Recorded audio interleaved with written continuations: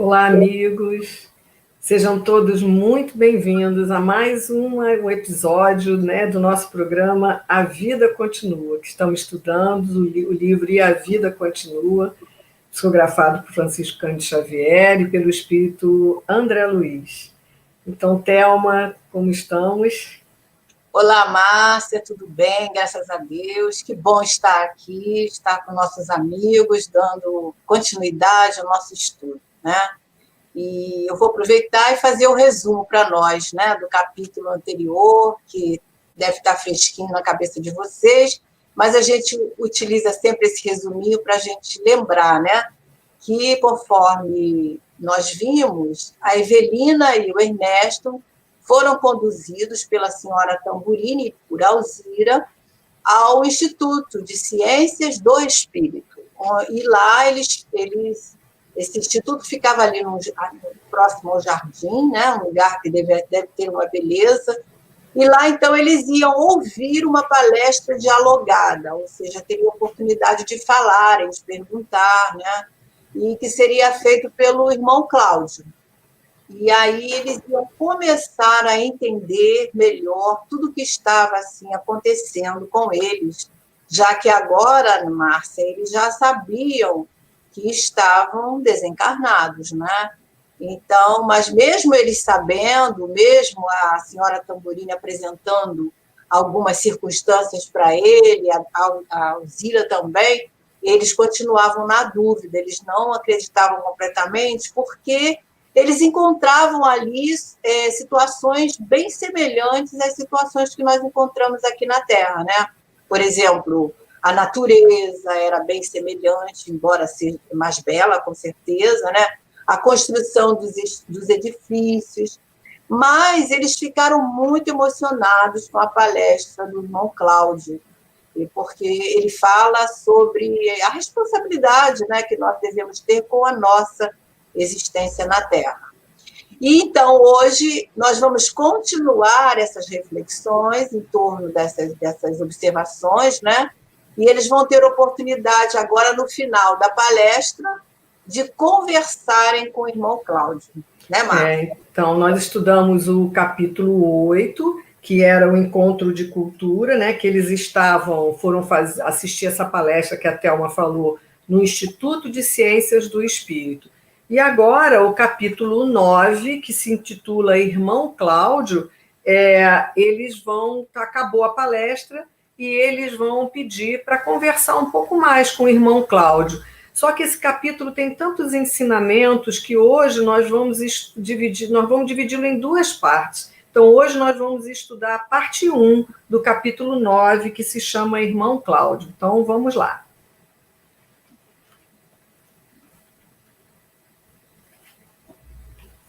Thelma, é com você. Eu que vou ler. Então, vamos ler. Finda, então, a aula, conforme nós dissemos, eles vão conversar, né, com o irmão Cláudio. Então, recomendados pela senhora Tamburini, que não puder acompanhar a reunião, a palestra, Fantine e a senhora Serpa se demoram ali em companhia do irmão Cláudio, que os recebeu carinhosamente na intimidade. Não residia ali, explicou, ele fala para eles, né, que ele não residia ali. E o Instituto desdobrava serviços em todo aquele prédio, ocupando as dependências. Ainda assim que os amigos se sentissem convidados para alguns dedos de prosa, em casa, onde, junto da esposa, teriam prazer em recebê-los, né? Então, ele diz, já que a senhora Tamburini o indicara como sendo um explicador capaz de prestar-lhes informes em torno dos problemas que reputavam ali importantes. Então, eles tinham ouvido, né, a palestra, tinha ficado com algumas questões. Aliás, então, todas as questões, Thelma, ficaram com todas as questões. E principalmente a senhora Serpa, né? A gente vai ver. E aí eles vão fazer muitas perguntas para o irmão Cláudio, Ele diz ali, né? O Instituto está com as salas todas ocupadas, então vamos lá para minha casa, junto com a da minha esposa, e a gente conversa lá. Então, vamos ver o que vamos conversar. Então, eles continuam ali, né, à disposição ele estaria à disposição para atender o Fantini e a Evelina no que fosse possível, conquanto se reconhecesse inabilitada a satisfazer como desejaria. Tudo isso era dito cortesmente em recinto enluarado, no jardim da instituição, onde pequenos grupos de estudantes se espalhavam aqui e além. Então, era como se fosse um pátio, né, onde todos estavam imbuídos nos estudos. Quer falar? Não, era isso mesmo, é como se a gente estivesse numa universidade, né, que tem o pátio e a gente fica ali na hora, né, dos intervalos conversando, né? Pois é. Ladeando mesa fixa, né, uma mesa ali no próprio jardim, conversava o trio animadamente. Tão grande, tão manifesta familiaridade em pauta, quer dizer, familiaridade com o assunto, com as questões, que nada faria supor estivesse integrando um quadro que não fosse essencialmente terrestre. Em razão disso, não obstante, a fisionomia cismativa de Ernesto, exprimindo incerteza e ansiedade, via-se Evelina, senhora de si, absolutamente convencida, que se achava num recanto autêntico do mundo que sempre lhe fora habitual. Quer dizer, ela tinha uma segurança maior do que o Fantini, né? Crente que estava ali num pátio de algum hospital, de alguma instituição aqui na Terra. Ela é, igual a gente fala, ela é dura na queda, né? Porque, como a gente já falou isso várias vezes, né? Como ela via o mundo como se fosse uma réplica nossa, né? Tudo que era palpável, matéria bruta, e ela ficava ali, não é possível, eu continuo lá, eu não saí de lá, né? Ela continua pensando e estar encarnada, né? Isso. Então, podemos continuar. Compreendo que se propunham a saber algo da nova residência, né? Expôs o irmão Cláudio, imperturbável, com toda a tranquilidade. Porquanto a irmã Celusa Tamburini notificou que estão ambos despertos no hospital de alguns dias para cá. Quer dizer, eles se encontravam, a gente deduz aí que até o período onde eles estiveram lá, Márcia, naquele pátio que encontra a dona Alzira, até então eles estavam dormindo, né? E despertam. A gente não sabe quanto tempo eles ficaram dormindo, mas isso aí tem 1 mês, 15 dias que eles estão ali, a par de que eles estão naquele local, né? Isso até é interessante, porque a espiritualidade tem esse cuidado, né? Lembra quando a gente estudou a questão da perturbação, né? O cuidado de deixar o espírito adormecido, dormindo, para não sentir aquela diferença nos primeiros momentos, né? O impacto, né? E não ficar assustado. Então, vamos continuar. Sim, é bem isso, confirmou Ernesto, e somos gratos pela atenção que nos dispensa. Professor, interveio a Evelina, confiante, são tantos os comentários absurdos que já ouvimos em nossos poucos dias de contato com o novo meio, que, de minha parte, estimaria estar informada se dispomos da realidade de perguntar ao Senhor tudo que nos causa espécie, quer dizer, tudo que nos causa dúvida, né? E ele responde claramente, indaguem tudo, embora não me veja capaz de a tudo responder. Ele é bem sutil, né? E os espíritos superiores, mas uma mediana evolução, eles são assim mesmo, né? São educados, não falam tirando o entendimento do outro, deixam a pessoa bem à vontade, né? Exatamente, para perguntar, mas é interessante, né? Que ele vai contar assim. Dele, né? Se eu puder ajudar na humildade dele, vamos lá. Vou ler um bocadinho, Thelma. Vamos lá.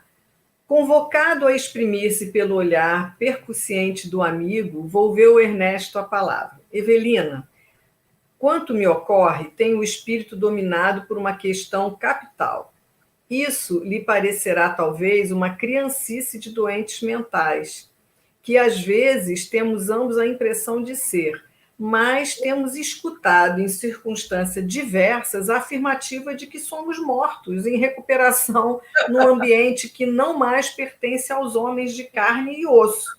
A princípio, rimos-nos francamente, categorizando isso à conta de grossa tolice. Entretanto, as opiniões se avolumam, quer dizer, cada um que eles encontram e tudo falam que eles já não são mais da Terra, né?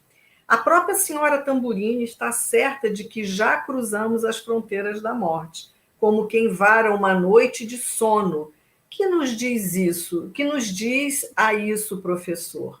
É interessante a nossa consciência, né? Da verdade, eles queriam ouvir, não, vocês continuam na Terra, continuam encarnados, né? É isso que eles queriam ouvir, mas não era possível, né? Então a Evelina prefere acreditar que está na Terra, ela não quer entender. Isso. Né? E é igual a gente aqui, né? Quando a gente às vezes quer conversar com um amigo, quer falar alguma coisa, a gente quer ouvir o que a gente quer, não o que as pessoas têm para dizer para a gente. Não né? é verdade. Então, não é verdade, exatamente, não é verdade. E quando fala, a gente fica muito teimoso em aceitar, né? Então, vamos lá. A gente acha muito ruim, né? É isso aí. Irmão Cláudio esboçou significativa expressão facial em que a admiração se misturava à piedade e obtemperou sem cerimônia. Quer dizer, ficou ali, gente, né? Vou falar, mas com cuidado, mas ele fala: olha, vocês estão em condições de acreditar na minha palavra se lhes ratificar a notícia de que respiramos em plena esfera espiritual? Então ele já disse assim: ó, se eu disser, vocês vão acreditar? Né? Porque já ouviram tantos, né? Eles não querem saber muito disso, mas professor, fala a Evelina, né? Branca, pálida lá, né? Entendo, certificou ele sorrindo. A senhora, muito mais que o nosso irmão Ernesto, opõe firme recusa mental à verdade, à vista de suas convicções religiosas, louváveis, mas provisórias, convicções que jazem solidamente estruturadas em seu espírito. Então, aí, né, Thelma, ele mostra para ela que a questão, que o Ernesto, como ele a gente sabe, ele era ateu, não acreditava em nada, e antes da morte, né, antes de desencarnar, ele passa a estudar, basicamente ele lê os livros de Kardec, a codificação, ele já começa a ter um outro entendimento. Mas ela é muito arraigada, né, nos credos dela. Né? Radical. Né, nas crenças da religião dela, né, que ela era católica. Né? E essas convicções, elas que atrapalham o entendimento dela, né, porque ela se torna refratária, né, ela não quer acreditar, ela não quer entender. Vamos lá. Apesar de tudo, porém, tenho a obrigação de assegurar-lhes que não mais pisamos a terra, que nos era comum, e sim um departamento da vida espiritual. E aí, então, olha, gente, mais claro impossível, né? E ela, meu Deus, como é que pode ser isso? Irmã Evelina, trabalhe com a própria mente. Se não abordássemos a crosta planetária pelo regaço materno, com o período da infância, logo após, constrangendo-nos a longos serviços de readaptação, não seria a mesma coisa? Ele está comparando, né, Thelma? A gente não leva o tempo da gestação, depois a gente tem o período da infância. Tudo isso é para nos adaptarmos à vida de volta aqui na Terra. E o bebê, quando nasce, ele também tem o seu período de adaptação, né? Cada um de uma maneira, né? Não é que todos os bebês acontece assim, mas tem espíritos que reencarnam e que tem assim um tempo, às vezes 2, 3 meses, para se adaptar à família, àquele ambiente, né? E isso para o espírito a gente entende, porque é um recomeço, né? E aí no mundo espiritual, quando nós chegamos lá de volta, imagina, ficamos aqui alguns anos, mesmo que seja 60, 80 ou menos, no caso dela, né? No caso dela foi 26 anos, mas houve todo um processo para ela reencarnar, né? Exatamente. Então, agora ela retorna a esse ambiente, ela tem que se preparar para estar lá, né? Quer dizer, ela vai ter que. Todos eles, dos dois, todos nós temos que nos readaptarmos ao mundo que a gente voltou e deixou lá. Verdade. Agora a gente tem que voltar a se readaptar. E aí, ela fala logo, mas a Terra eu conheço. Aí ele começa a falar, será mesmo? Né? Então ele fala, por engano, classificamos a paisagem terrestre e os pertences que lhe dizem respeito, submetido aos conceitos de quantos estiveram nela antes de nós, ocorrendo análogas circunstâncias no ambiente e que nos acolhemos agora e onde contamos com geólogos e geógrafos eméritos. Né? Então, ele está falando, a gente colhe impressões daqueles que tiveram aqui, né, Thelma? Nós que vai aquilo automatizando, vamos nos adaptando sem muitas observações, né? Como ele fala, já encontramos tudo pronto. Ele vai, não sei se ele falou agora, ele vai falar, né? Então a gente não tem muito que, como é que a gente de pensar muito, né? Como é que aquilo foi criado, né? Quem é que sustenta toda essa harmonia, né? Isso não é muito pensado. Então ele diz, na realidade, porém, tanto lá na Terra quanto aqui no mundo dos espíritos que ele está falando, né? Conhecemos na essência muito pouco acerca do meio em que vivemos. Em suma, analisamos e reanalisamos coisas e princípios que já encontramos feitos. Então, é o que ele está dizendo, a gente já encontra tudo pronto, pode ter que questionar, mas a gente não sabe como é que aquilo foi feito, né? Entretanto, no mundo, como entendemos o mundo, guardamos a certeza de permanecer sobre as bases de matéria sólida, né? Então, isso acho que é ela falando lá, né? Entretanto, no mundo, como entendemos o mundo, guardamos a certeza, quer dizer, o que ela diz, ela sempre diz assim, a gente sempre pensa que está na base sólida, né, Thelma? Né? Que a gente está... E como ela está vendo isso tudo igual lá, ela está perdida, né? Isso mesmo. E no mundo espiritual, a gente sabe que existem essas sutilezas, né? Mas, ao mesmo tempo, são semelhantes, porque eles estão numa localização próxima, né, à nossa crosta. Então, tudo é muito semelhante mesmo. Né? E ele vai explicar aí, né? Ele vai falar que sempre nós vamos ter matéria. Né? Então, ele fala, irmã Evelina, quem lhe disse que não moramos lá? Na arena terrestre, detidos igualmente num certo grau da escala de impressão do nosso espírito eterno. Qualquer aprendiz de ciência elementar no planeta não desconhece que a chamada matéria densa não é senão a energia radiante condensada. Em última análise, chegaremos a saber que a matéria é luz coagulada, substância divina que nos sugere a onipresença de Deus. Aqui ele dá uma baita aula, né, Thelma? Ele usa essa expressão, aliás, o Chico Xavier, né, sempre traz essas colocações através de André Luiz, que são colocações que hoje nós vamos entender melhor, né, porque a física quântica está aí nos mostrando detalhes, né?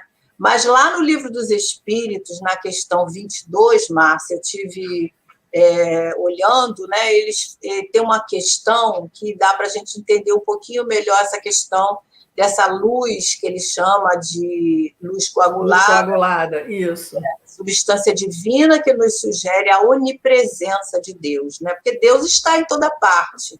Deus é a sabedoria suprema.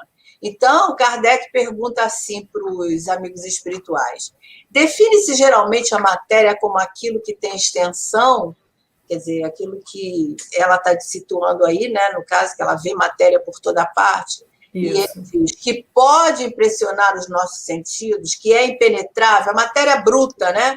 Palpável.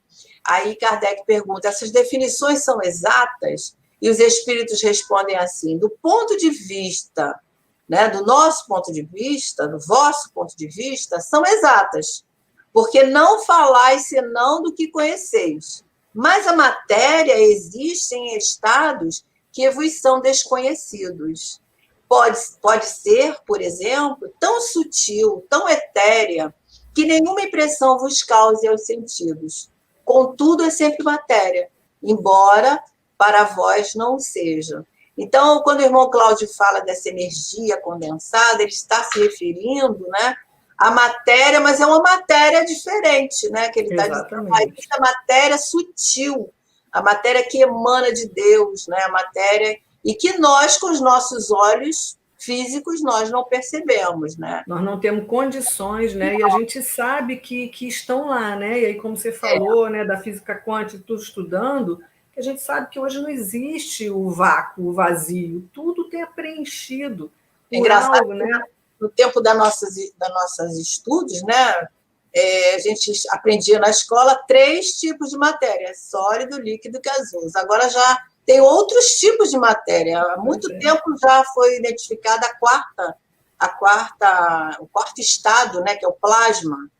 Então, aí tem vários outros que estão sendo estudados, estão sendo trazidos, né? Então, isso aqui para nós, imagina no mundo espiritual, que é mais sutil, né? Que nós não estamos com esse corpo bruto, então a percepção é bem diferente, né? Mas não deixa de ser uma matéria, mas de acordo com cada plano. Cada mundo. Então, cada mundo. E como ela acha que aquilo ali é material, é matéria mesmo, como ela via aqui na Terra, a necessidade dela acreditar. Dela e dele também, né? Ela fica comparando. Vamos lá. Que nós também não ficaríamos, né? Pois é. E aí, Fantini fala assim: o senhor quer afirmar mesmo que não estamos agora domiciliados no plano físico? Então, Fantini continua a perguntar. Quer dizer, não adianta a gente vão falar para eles 300 vezes, mas eles estão duro na queda mesmo, né? Chame-se aí. Aí o Cláudio falou: você pode chamar o nome que você quiser dar, né? Chame-se a este mundo em que existimos, neste momento, de outra vida, do outro lado, igual a gente fala aqui, né? Quando eu for lá para outra vida, quando eu for lá para o outro lado, a gente não fala isso aqui, né? Região extrafísica, esfera do espírito, estamos num centro de atividade tão material quanto aquele em que se movimentam os homens, nossos irmãos encarnados, condicionados ao tipo de impressões que lhes governam, quase que de todos os recursos sensoriais. Então, estamos vivendo num outro plano, mas também com o mesmo mundo, quer dizer, o mesmo tipo de impressão, né? O mundo terrestre é aquilo que o pensamento do homem faz dele. Aqui é a mesma coisa. A matéria se resume à energia. Cá e lá, o que se vê é a projeção temporária das nossas criações mentais. Aí também temos umas coisas para comentar, né, Thelma? Pois é, a matéria, ela é energia, né? Então, quando o homem está encarnado, ele também tem as suas criações mentais, assim como os espíritos, né? Só que o homem plasma como? Pelo pensamento, e ele constrói, né, através do pensamento, ele imprime o que ele está ali pensando. Vamos pensar, por exemplo, num arquiteto, né? Antes dele construir um edifício, o que ele faz? Ele planeja toda aquela planta, né? Faz aquela maquete, né? Ali foi através do pensamento. Primeiro ele organizou aquilo na sua mente, né? E os espíritos também agem dessa maneira, só que eles utilizam os braços, as mãos dos espíritos, é a vontade, o pensamento. Exatamente. Né? Não precisam de palavras, né? Mas é bem interessante isso que ele fala para a gente, né? Que o mundo terrestre é aquilo que o pensamento do homem faz dele. Então, e aí a gente vê, Thelma, que são as nossas, como você está falando, e nossas, não só falando de construções físicas, mas as nossas construções mentais, né? No sentido de pensarmos o bem ou de pensarmos o mal. Né? Então, a gente tem que ter todo esse cuidado, porque quando a gente está nos pensamentos, né, tudo aquilo que a gente cria dentro do nosso lar, as nossas criações, elas ficam impregnadas nas nossas paredes, na nossa casa, assim, né? Então, a gente até já fala disso, né? Se no nosso quarto a gente tem uma televisão e a gente, na hora de dormir, está assistindo um filme que possam nos suscitar pensamentos não bons, isso tudo vai ficar impregnado até na hora da gente dormir. Até as nossas palavras, né? Quando nós usamos palavras brutas, né? Nós exprimimos sentimentos, né, negativos em função a nós mesmos ou ao outro. Isso tudo vai contaminando, digamos assim, aquele ambiente. E isso traz até enfermidades, traz doenças, traz depressão, traz uma porção de sentimentos, né? E vocês vão ver, amigos, se vocês se interessarem, ler outras obras de André Luiz, a gente até depois vai estar uma Os Mensageiros, nós vamos ver que quando eles têm que atravessar, fazer viagens sobre toda essa psicosfera perto da Terra, são áreas horríveis, porque são áreas penosas, densas, porque ali está, que a gente chama da egrégora, está reunido todas as formas de pensamento do homem, as coisas... Né? Esses espíritos que estão ali estão envolvidos pela vingança, né? Pelo ódio, pelo ressentimento. Isso tudo vai... E também se juntam os que já estão lá, mas os nossos também, né, Thelma? Sim. Os nossos pensamentos, que nós aqui que estamos encarnados, que quando também não pensamos bem, vai tudo formar o nosso ambiente. Né? Porque aqui mesmo no nosso plano, se nós queremos um mundo melhor, tem que começar na nossa mente, né? Plasmando esse mundo melhor, e ele vai se transformando em atitudes, porque Emmanuel fala, né, que nós somos o que pensamos, e ele diz também que o pensamento é o espelho da mente. Exatamente. Olha bem, o espelho. Então, através do pensamento, você demonstra o que você é. Olha que coisa mais... O espelho da alma, quando ele coloca, né, da mente, da alma. Fala isso lá no Pensamento e Vida. Vamos lá, que nós estamos aqui já até terminando, né? E é o nosso último slide aqui. Então, morrer, qual a novidade em torno disso? A Evelina fala, né? Qual o maior interesse em nos reconhecermos redivivo? Que ela está falando, então não tem diferença? Aí ele fala, né? O Cláudio fala, as incógnitas da vida exterior, com os desafios dela resultantes, são as mesmas. Entretanto, se a criatura aspira efetivamente a realizar uma tomada de contas, encontra neste novo mundo surpresas muito fascinantes no estudo e redescoberta de si mesmo. Somos, cada um de nós, um astro de inteligência a perquirir e aperfeiçoar por nós próprios. Coisa bonita, né? Tipo assim, temos todas as possibilidades no mundo espiritual, né, Thelma? Todas as possibilidades. Então, a gente continua o mesmo, mas cada um de nós é um, né? E nós levamos essa vontade de estar dando continuidade, de nos aperfeiçoarmos, cada um por si, né? Então, e ele fala lá, né, do estudo, né, Thelma? Ele fala da gente, a possibilidade de estudar.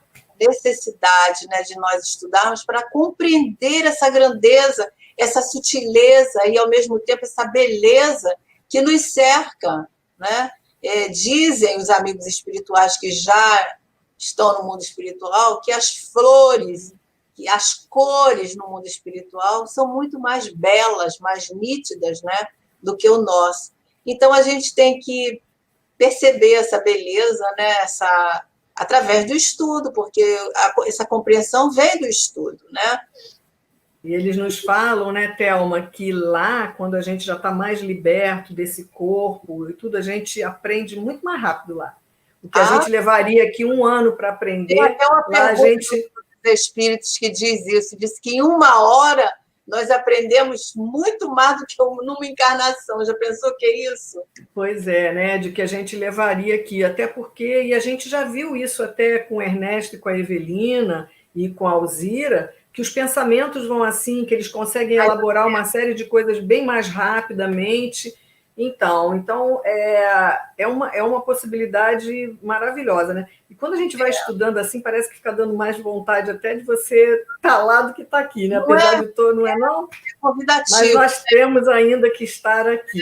Muita coisa para fazer. Então a gente entende, Márcia, que morrer é mudar de dimensão. O Emmanuel até fala numa dessas mensagens, acho que no livro Pão Nosso, que ele fala que estar no mundo espiritual é a mudança que possibilita uma transformação, entendeu? Então, é sempre uma transformação, nós vamos crescendo, vamos ampliando o nosso conhecimento lá no mundo espiritual, né? E depois voltamos para cá para a gente ver se aprendeu mesmo, né? Exercitar o que estudamos. Aqui é o laboratório, né? Exatamente.